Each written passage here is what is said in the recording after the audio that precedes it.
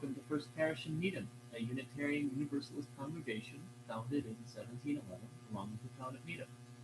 We're a proud LGBTQ welcoming congregation, climate justice seeking green segregation sanctuary, uh, and level 2 sanctuary supporting congregation for immigration justice.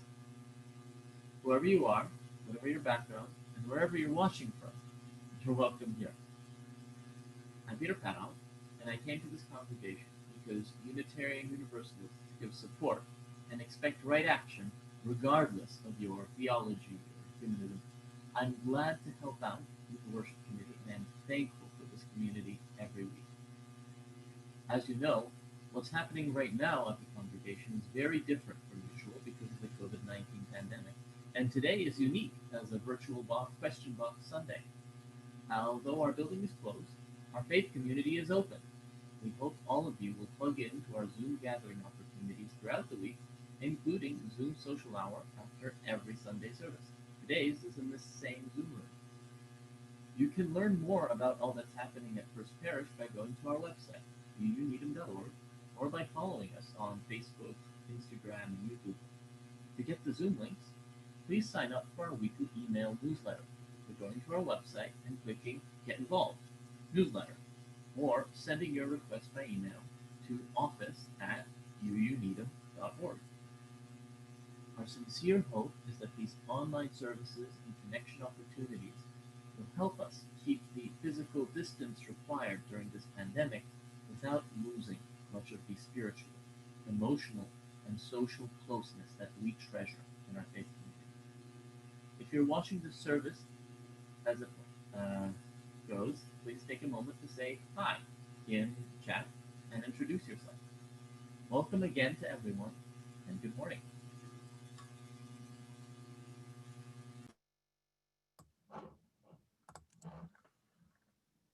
As we light our chalice, symbol of our faith, we read words from modern queer Unitarian Universalist minister Reverend Gretchen Haley.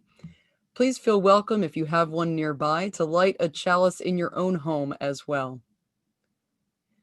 There are more questions than answers in this life, and we do not promise in this space a sure certainty, easy solutions, or quick salvation.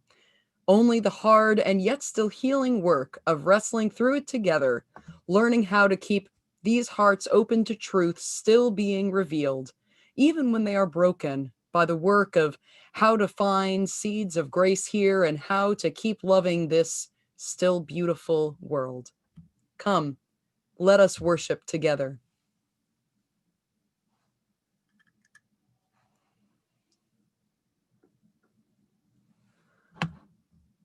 Our opening hymn, Come Sing a Song With Me, was written by modern activist and singer-songwriter Carolyn McDade. McDade once said her favorite time singing this hymn was just down the road in Framingham with women who at the time were imprisoned. Please join me in singing from home, Come Sing a Song With Me.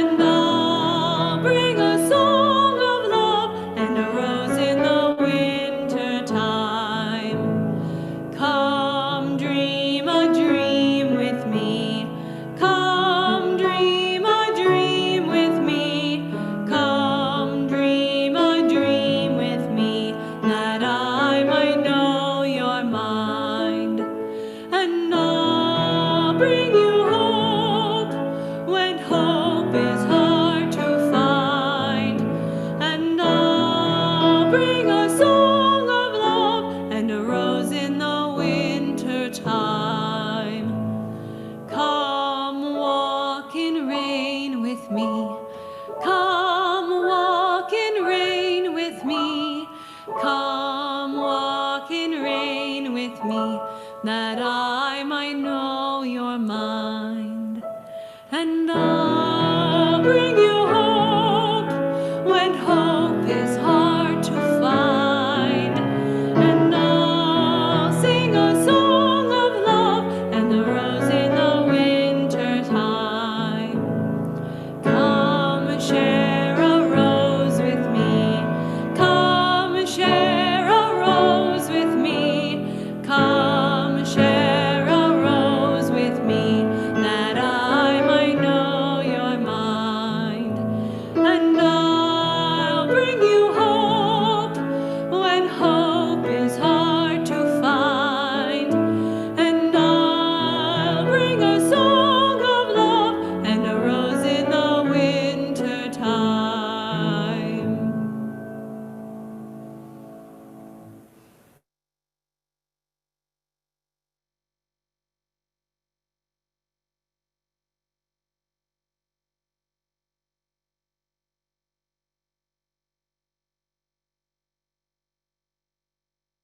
Peter, can you unmute yourself for the covenant? Oh. Thank you. As we light our chalice, symbol of our faith, we read words from our modern queer Unitarian Universalist minister, Reverend Gretchen Hale. Please feel welcome to light a chalice of your own. Peter, I think we're on the covenant. Oh, I'm sorry. You're all right.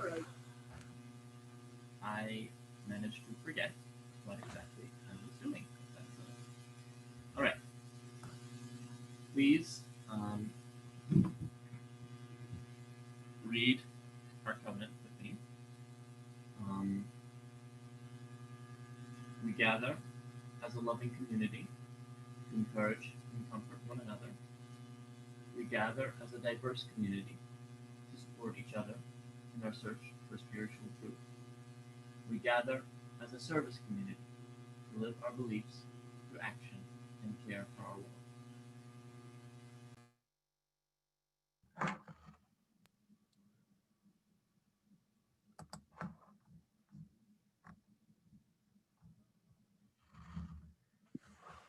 This morning, we take special time to rejoice in the coming of new babies and to mourn the loss of our members, friends, and family members who have died. On this first Sunday of the new year, we look expectantly into the future, but also take time to remember these major changes of births and deaths from 2020. You were asked to submit the names of loved ones who were born or who died in 2020 through a Google form or in an email to me. If you didn't do this, please add the name of your loved one in the chat box. Jenna will help Roberta and I add those names into the ritual.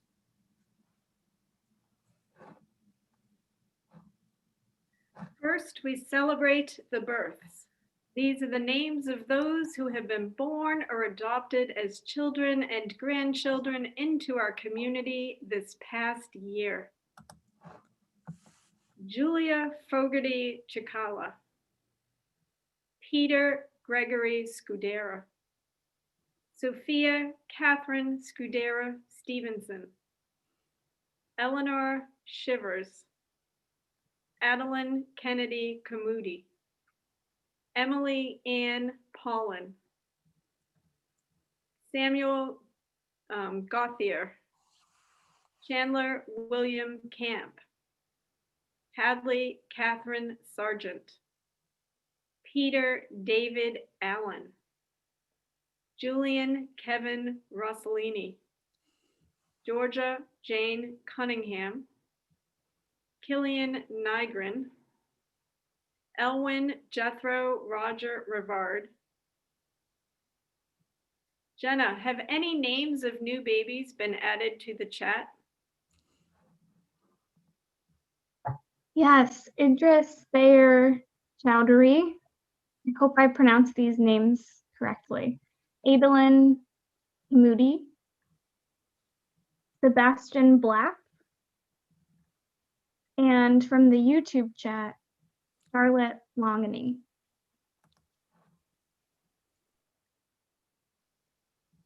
Thank you, Jenna. Now, let us read this responsive reading from retired Euro-American UU Minister George Kamich Beach.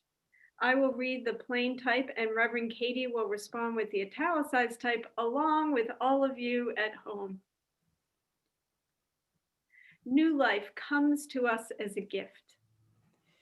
Each new life makes its demand, exacts our attentiveness, enlists and organizes our energies, and blesses us.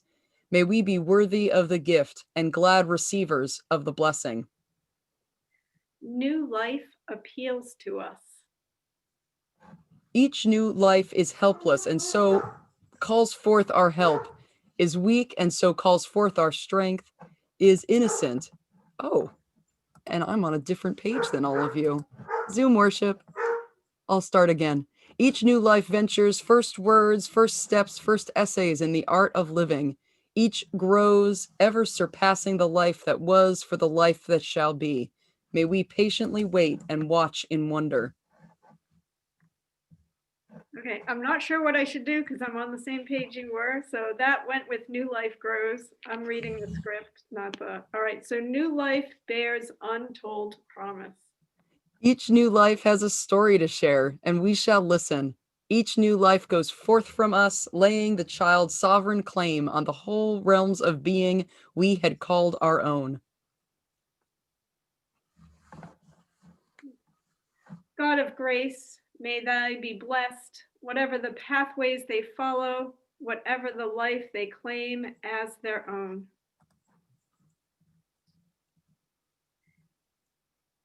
Amen to new children, new blessings in our world.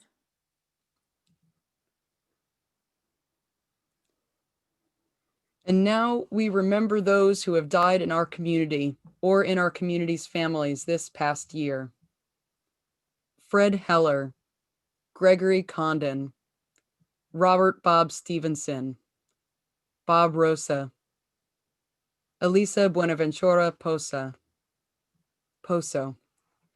Ruth Sutro, John Jack Davis, Cornelia Nina Saltis, Philip Smart, Marty Lines, John Murphy, Marion Wimpheimer, David Summergrad, Preston Skip Hall, Joyce Newman, Howard Walter Flesh, Judd Juha, John T. Ridge, Gloria Weiss, Dita Lowy, Hunter Denman, Patty and Ken Olshan, Bob Bowen, Bradford Joseph Smith, and Robert D. Kuhn Sr.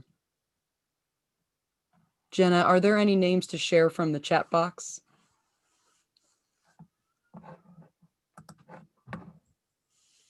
Paul Allen King Sr., Denise Norton Whitchurch,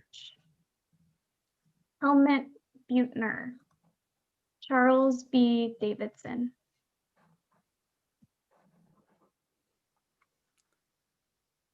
And Becca Schmel. Thank you, Jenna. Let us now read the responsive reading from 20th century Jewish Rabbi Roland Gittleson. I will read the plain type and Roberta will respond with the italicized type, along with all of you at home. We remember them. In the rising of the sun and in its going down, we remember them. In the blowing of the wind and in the chill of winter, we remember them. In the opening of buds and in the rebirth of spring, we remember them. In the blueness of the sky and in the warmth of summer, we remember them.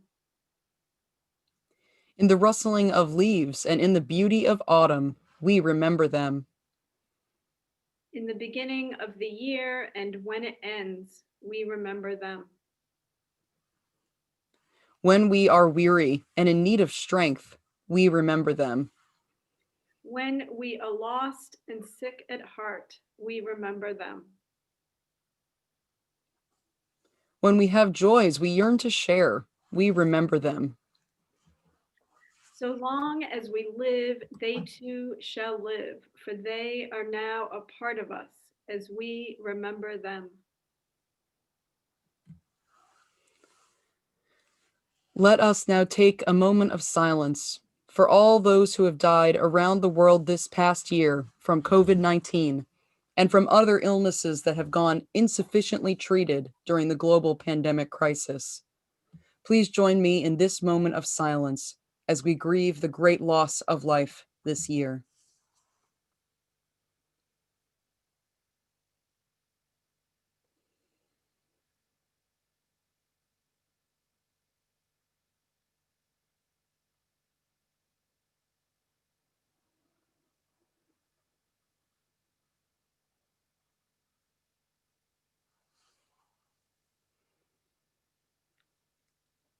I thank each and all of you for holding this special sacred space when we take time for remembrance. May we not forget those who have died and our pain at their loss, nor forget the wild joy at welcoming new precious children into our midst. May we work together to co-create a better world in honor of our ancestors and for the benefit of the next generation. May this all be so. Amen.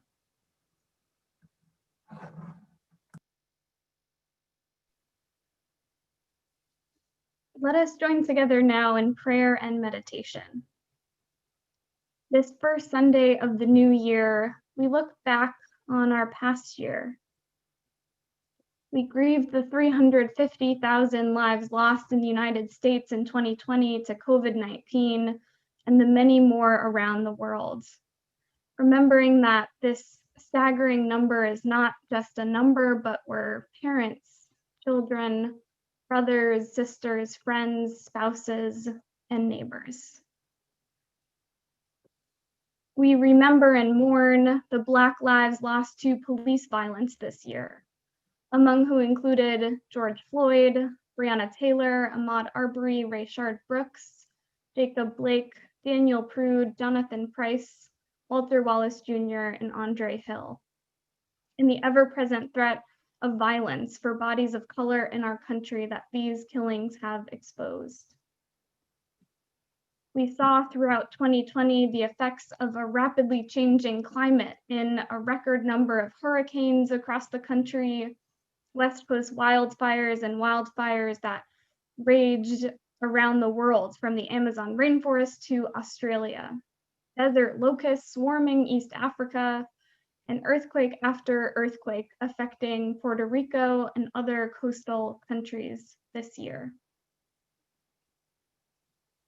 And we look forward and ahead to this upcoming year. May we take what we have learned from last year and continue to advocate for management at all levels of the pandemic response that ensures public safety and prioritizes well-being of the most marginalized communities, including those in prisons and correctional facilities. May we continue to advocate for the dismantling of structures of white supremacy in our communities and our own UU institutions. And may we continue to advocate for political, economic, and social ethics that ensure that we will have a livable planet for many generations to follow us. May we take what we have learned from last year and continue to see our plight as bound up intimately with everybody else's, as the dual pandemics have shown us, and work toward justice and liberation as forms of both social transformation and personal healing. May we take what we have learned from last year and intuit with a little more skill the needs of others, of ourselves, intuit what is necessary and life-giving beyond the shoulds coming at us from every angle. May we take what we have learned from last year and lead with grace, softness, and the beginner's mind, which last year taught us are far more effective than judgment or a posture of being expert. May we take what we have learned from last year and measure our days not by what we have, what we can control, or what we can predict, but by what we can learn, who we are journeying with, and what can bring us joy despite everything. May we take what we have learned from last year and be relentless and intentional in carving out time for joy and laughter with the discipline that we remember to brush our teeth every morning and every night with. May we take what we have learned from last year and treat even days colored mostly by sadness or anger or loneliness or despair honorably, with the wisdom that it is often better to invite them in than leave them out in the cold, treating them maybe even with the non-judgment that we extend to the joy, peace, and gratitude in our lives. May we take what we have learned from last year and treat discomfort as a friend on the road to deep transformation. And as always, may we look to this loving community for resilience and hope when our own is in short supply. May we hold each other from a distance in the places that are the most tender this week. May we remember that even though physically distanced, we are still deeply connected. May it be so.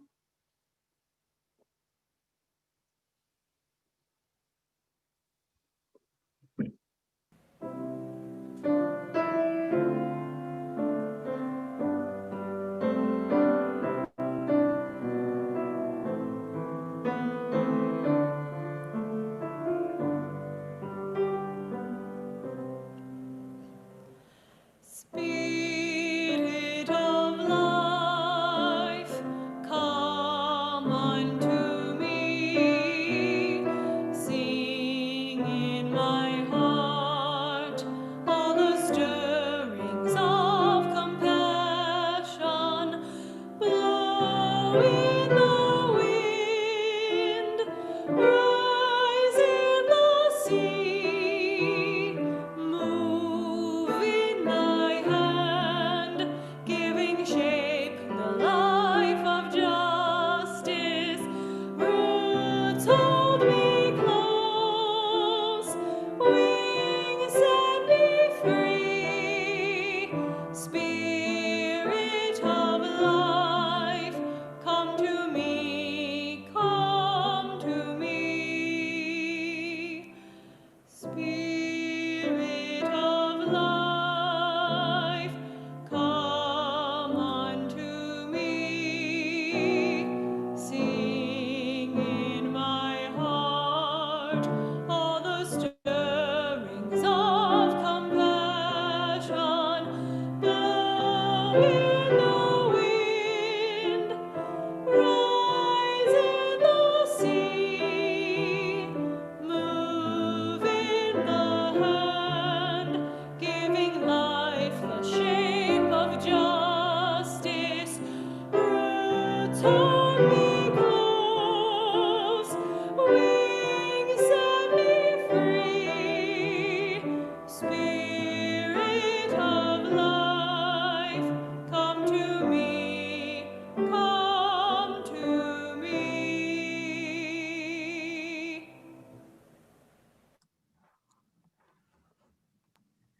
For our special question box service today, I asked our First Parish kids this morning what questions they had for Reverend Katie. We'll take about 5 minutes now to answer questions from our younger community members, and Jenna will be keeping us on time. Any questions we don't get to, Reverend Katie has said she'll answer in a blog later this month. Reverend Katie, are you ready?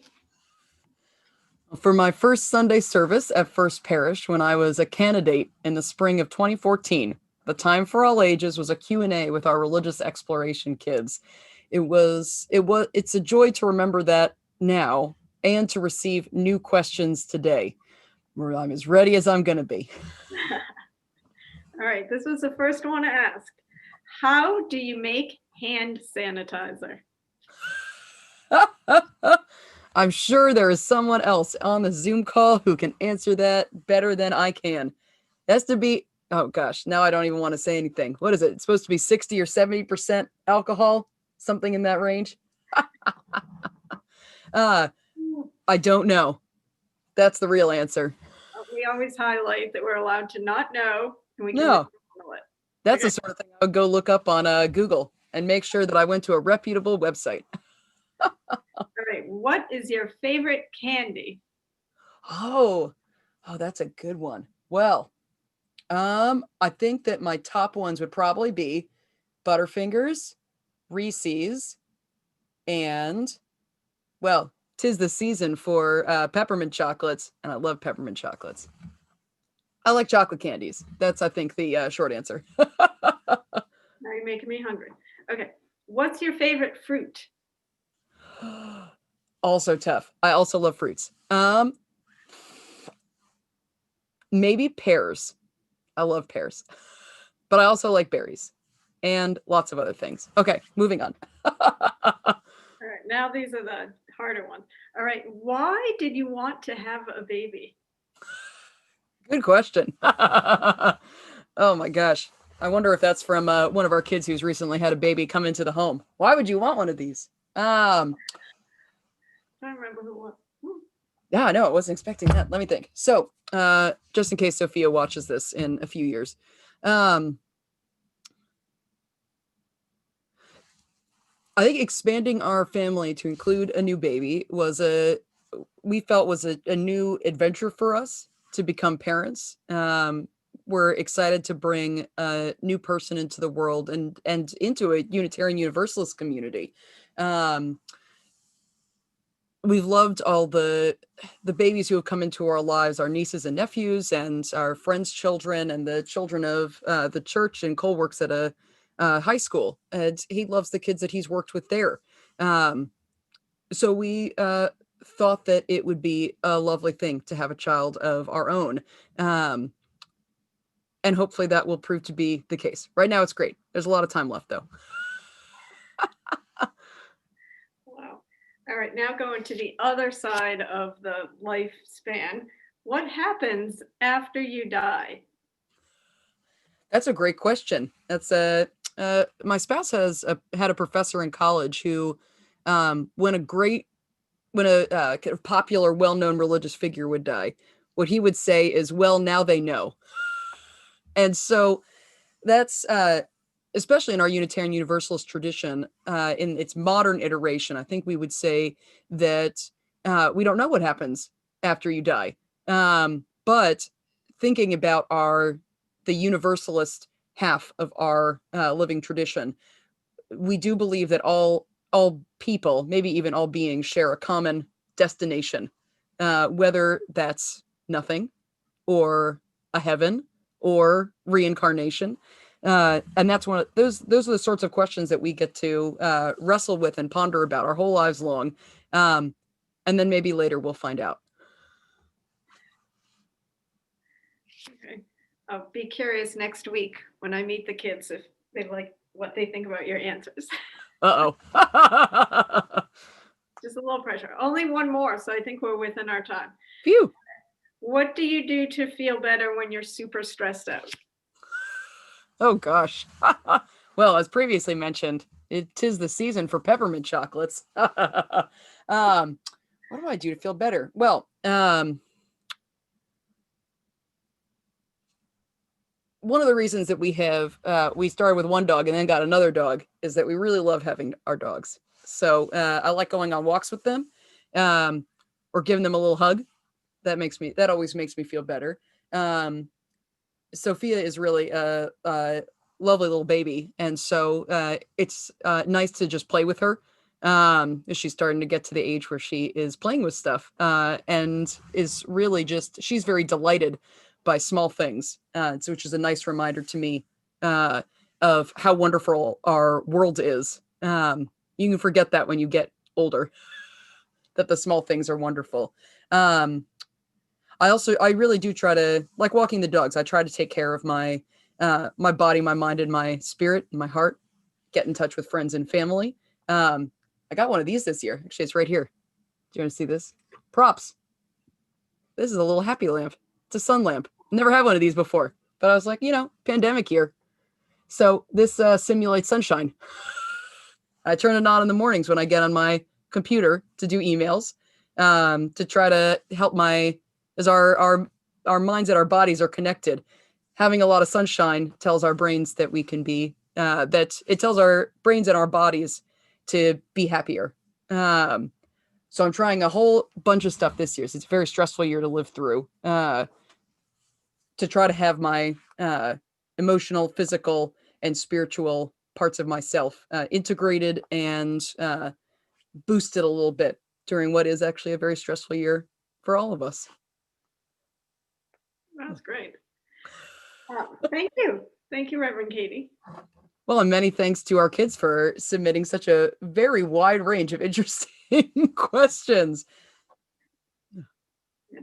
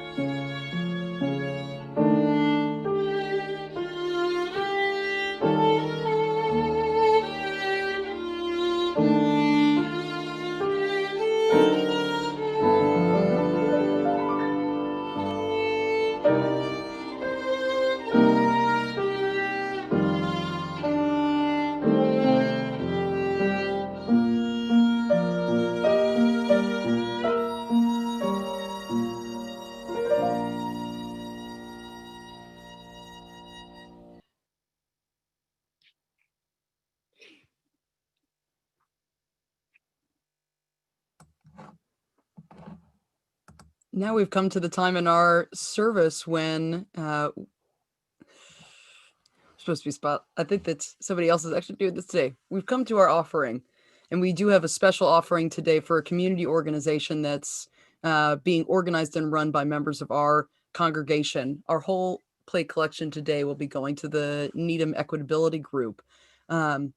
And I'm curious whether it's Rick Vincent or Ellen Fine who's going to be sharing with us today about the Needham Equitability Group. And then at the end of their sharing, we'll get to those three methods for how we can donate. Rick and Ellen, which one of you is going to be sharing today? Ellen, I believe. Yeah. Thank you, Rick. All right, let's find I Ellen. hope you all can hear me. Good morning, everybody. As you all know, this congregation has been supported by the volunteer time and treasure of its members and friends since its founding in 1711.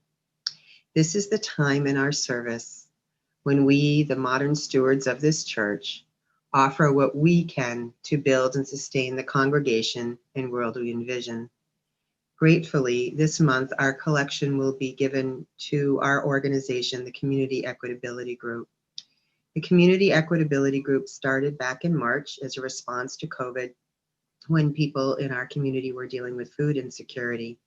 And as the months have gone on, we've certainly grown more food insecure. We created a long-term program of resiliency gardens to help people in our community basically sign up and be able to grow organic food with organic seeds donated by Green Needham in Needham. We started with about 40 gardens, more like 38, I guess. And then we created a food distribution program. And we have already done 2 of those, November and then very early December. And so the money that you donate today will be helping people in Needham get food, fresh, local, hopefully organic vegetables and other produce in this area.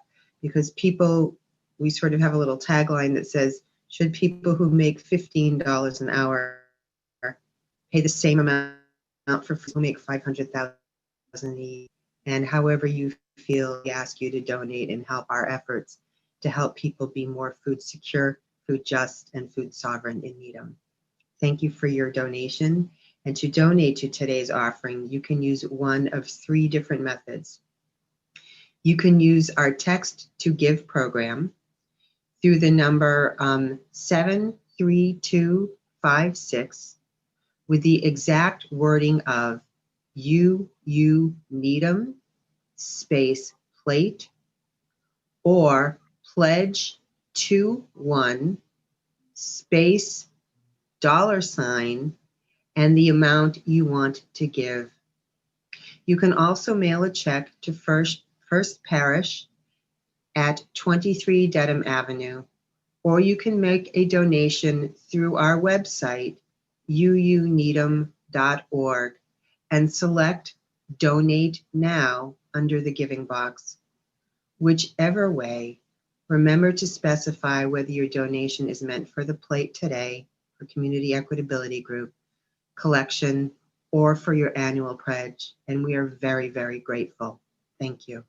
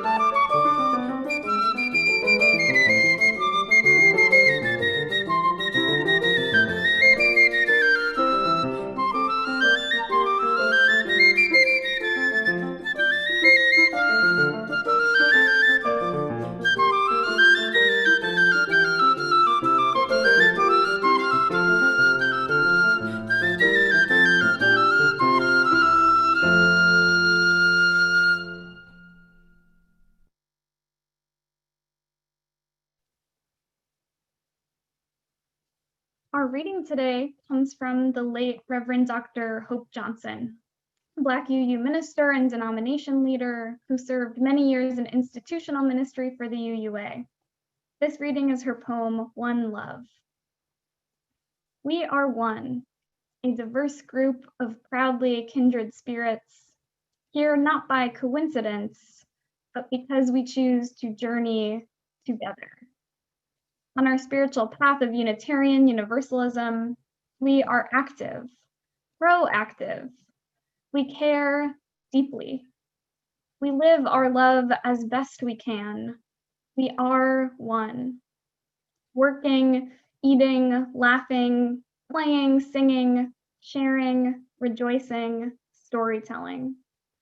Getting to know each other, taking risks, opening up, questioning, seeking, searching, trying to understand, struggling, making our mistakes, paying attention, asking our questions, listening, living our answers, learning to love our neighbors, learning to love ourselves, apologizing with humility, forgiving with humility, being forgiven through grace, creating the beloved community.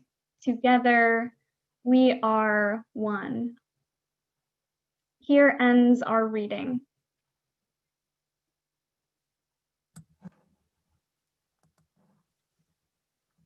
In our first parish covenant, we say that we gather as a diverse community to support each other in our search for spiritual truth.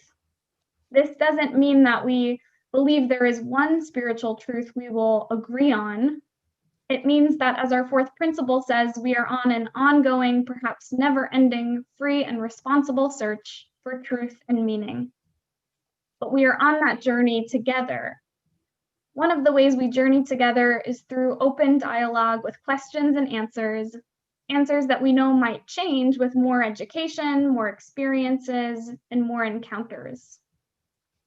In that context, for our Question Box Sunday, I'm asking Reverend Katie a variety of questions that were submitted to me and Roberta over the holiday break. Roberta will help us keep time so that we don't go more than about 15 minutes with the questions. And she and I will do our best to monitor the chat to see if more questions have come up as we go. If we don't get to all the questions today, Reverend Katie will write short answers to them for our blog. Are you ready, Reverend Katie? Only just as much so as I was for the Time for All Ages, so maybe not. Well, here we go all the same. Our first question, and if you need me to, these questions are a little bit longer than the kids, so if you need me to repeat any of them, you can just let me know. Okay. Uh-oh. No, they're great questions. No need to be nervous. Okay, our first question is: Unitarian Universalism is made up of a mix of some Christians that don't want to be bound with dogma, others that are from mixed religious traditions, others that are deists, as well as agnostics. How do all of those connect with each other and find themselves equally bound to Unitarian Universalism, particularly the group of us who don't believe in a deity? It's interesting for me to ask that, because I think that that's the kind of question that the whole community could be asked. Why each of us has joined a Unitarian Universalist congregation. But as a minister of this particular congregation, I would say that we have a pluralism and sort of interfaith community because we are all bound together by the ethics that Unitarian Universalism presents to us, that while we draw from different spiritual sources and have different ways that we engage with our spiritual lives and feed our souls, you could say, we agree on the ethics that inspiration causes us to take on and bring out into the world, whether that's through our well-loved 7 principles, with beginning with the inherent worth and dignity of every person and ending with respect for the interconnected web of all existence of which we are a part, whether it's through that or through our congregational covenant to live as to be together as a loving and diverse community engaged in service. So that's how I think that we come together. I think it's a really lovely thing to be able to learn from each other. That even if a spiritual source is not one that we typically draw from, because our neighbor, our friend in the church, draws inspiration from it, that gives something to us, and then we can give that in return from whichever traditions we draw from. That's great. This particular question, there were a lot of parts that I combined to make it a little more succinct, but I think they're really curious. So I'm going to ask one follow-up question. I think they're really curious specifically about kind of how atheists fit into UU. So the follow-up question is, if you believe it's irrational to believe in a God, does that mean that the atheist is prejudiced against those members of the shared community that do believe in some higher power?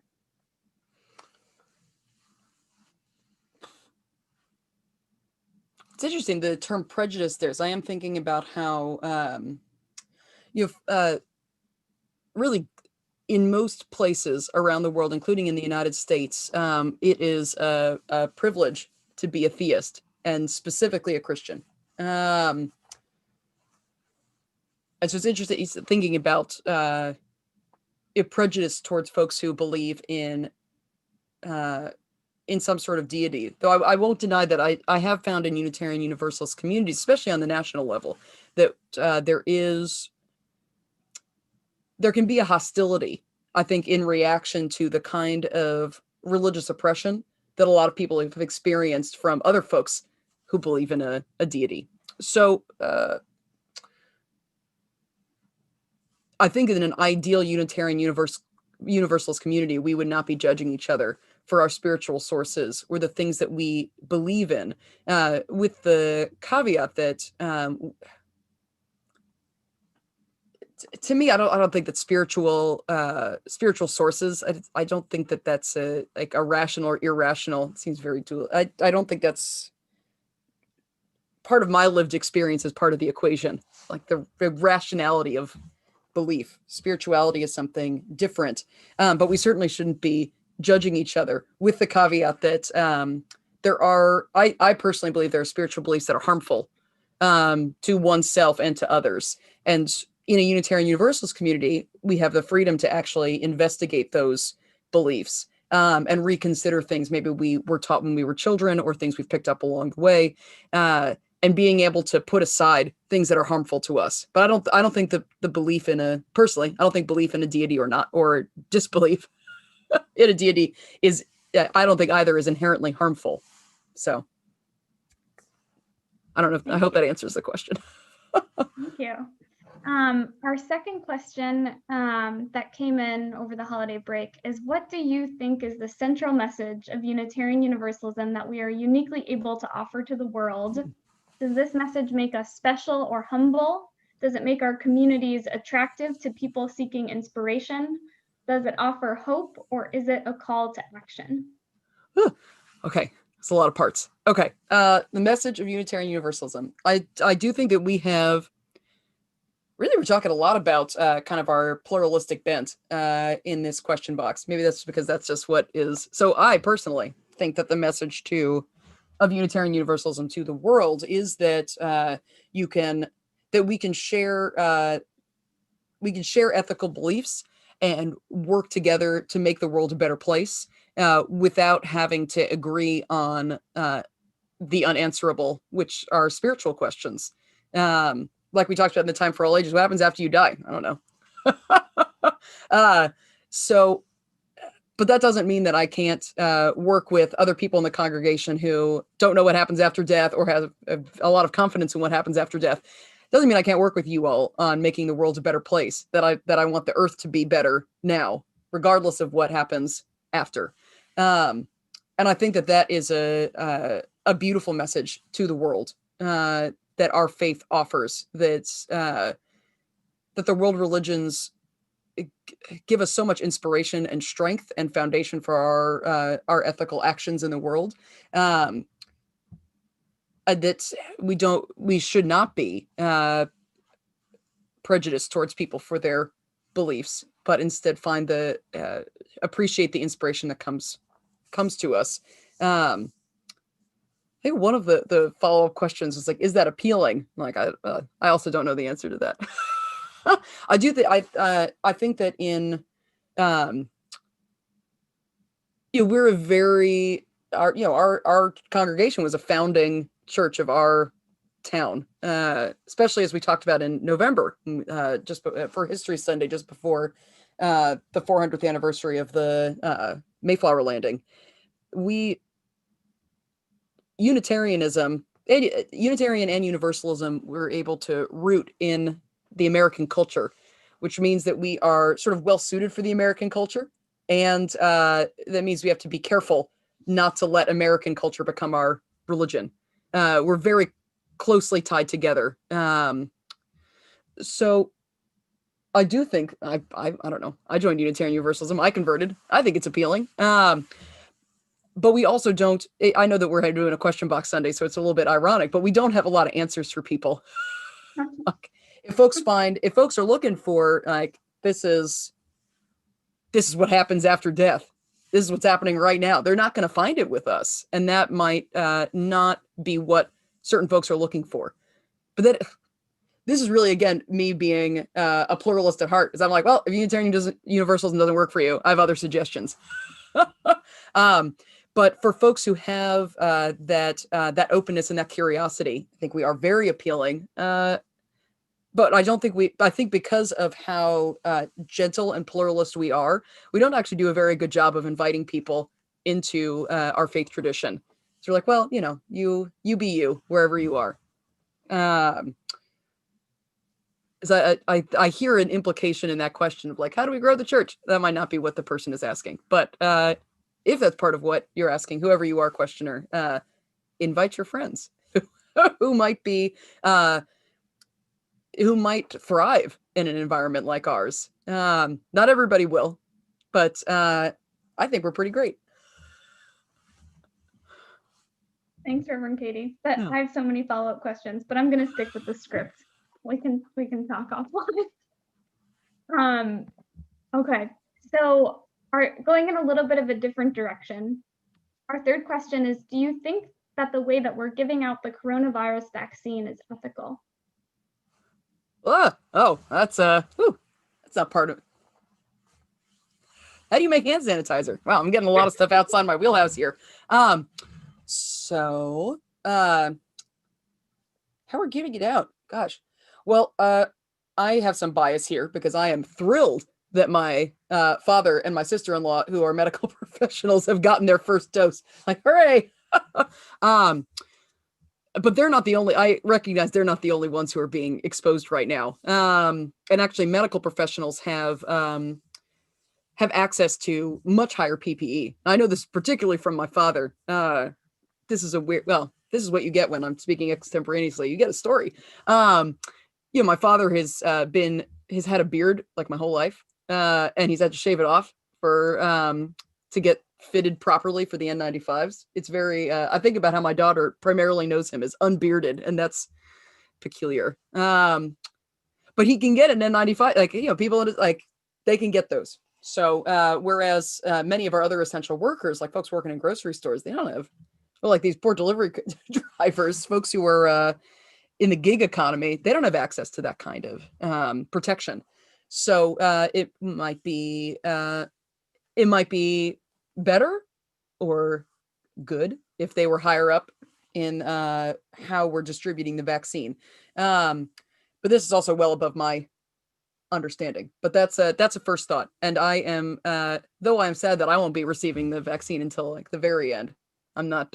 I consider my work essential, but it's not essential for me to be in person the way it is for my spouse who's teaching. Be better for kids to be in school in person. Not essential like medical professionals, not essential like folks working in grocery stores, etc. So while I'm sad that I'm at the end of the line, I understand it, and I'm happy that other people are going to be getting it first. Thank you. Oh, and I actually see over in the chat box, I've got it open. What about other countries that are less affluent than ours? Isn't that a hard nut to crack? That we in the UK, being able to start distributing the vaccines immediately now. The EU is, the vaccines that are being distributed, as far as my understanding goes, in China and Russia are not as effective, and there's probably not enough doses for them. And in places like the entire continent of Africa, I was reading an article about this about, I don't know, a month or two ago, has been like doing great, not spreading the coronavirus. And also, like, I don't know how any of this works. Let's be clear. Like, countries in Africa have not gotten signed up early to get these vaccines, even though they've been like very responsible as far as public health goes. Because they don't have, I guess they don't have the money, they don't have the access. I don't know. That's beyond my understanding. But it's not, it's not right. It's not right that in the limited resource of vaccines that the people like me who can still work from home will get it before folks who cannot work from home in other nations that don't have the kind of access that the United States does.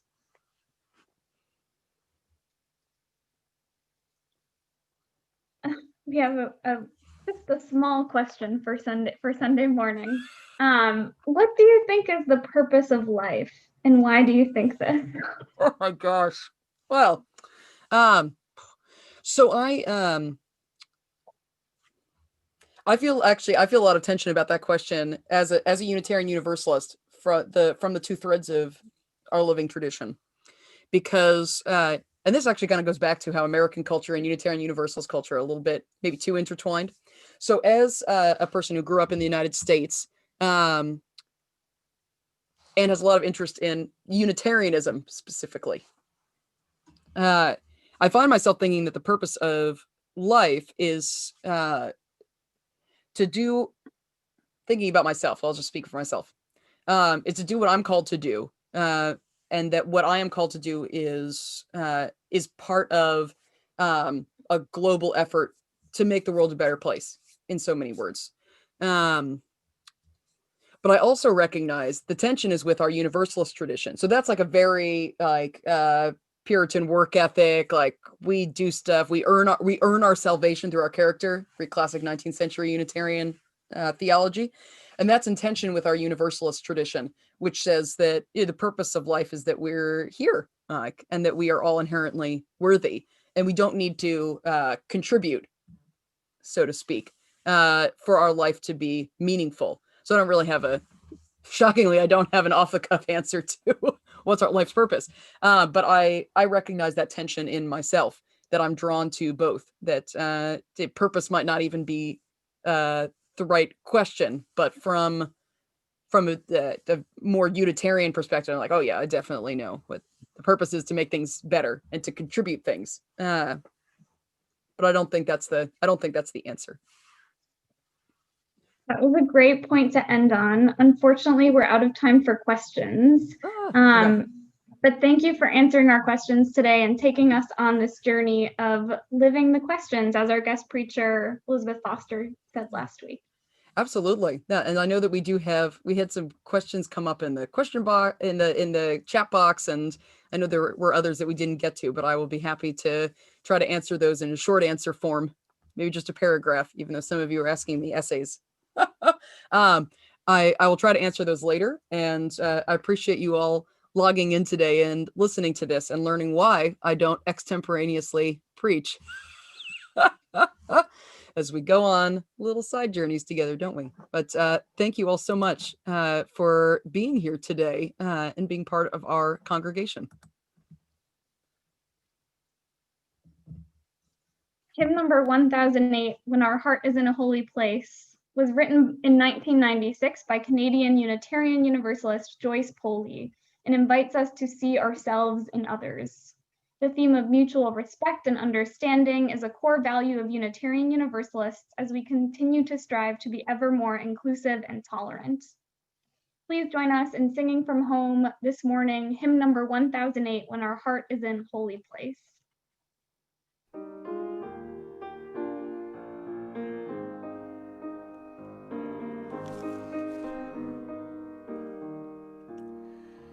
When our heart is in a holy place, when our heart is in a holy place, we are blessed with love and amazing grace, when our heart is in a holy place, when we trust the wisdom in each of us, every color, every creed and kind, and we see our faces in each other's eyes, then our heart is in a holy place. When our heart is in a holy place, when our heart is in a holy place, we are blessed with love and amazing grace. When we place, when we tell our story from deep inside, and we listen with a loving mind, and we hear our voices in each other's words, then our heart is in a holy place. When our heart is in a holy place, when our heart is in a holy place, we are blessed with love and amazing grace. When our heart is in a holy place, when we share the silence of sacred space, and the God of our heart stirs within, and we feel the power of each other's faith, then our heart is in a holy place. When our heart is in a holy place.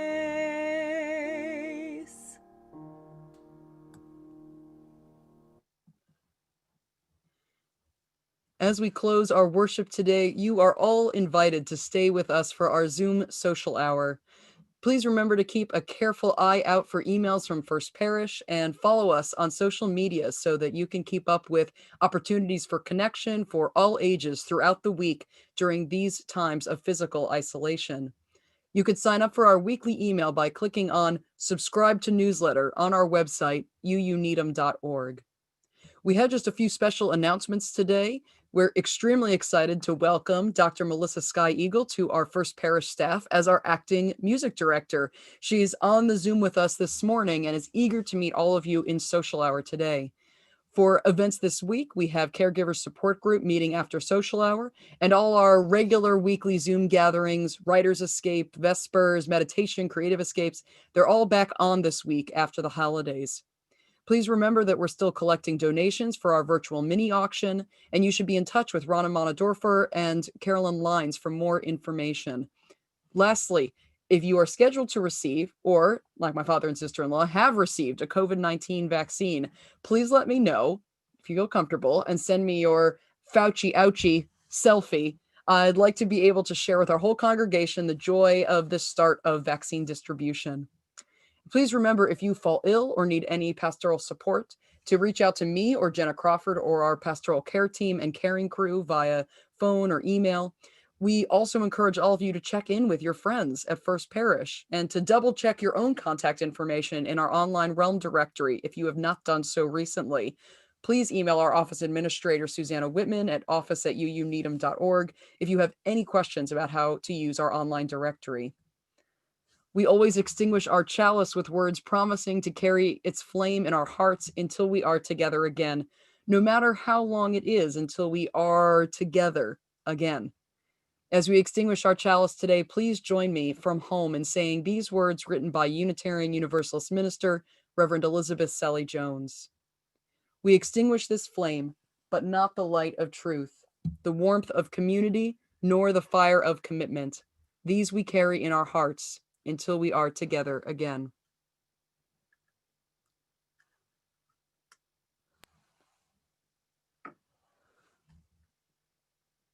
Please take these words from 20th century Bohemian Austrian writer Rainer Maria Rilke with you today as a benediction.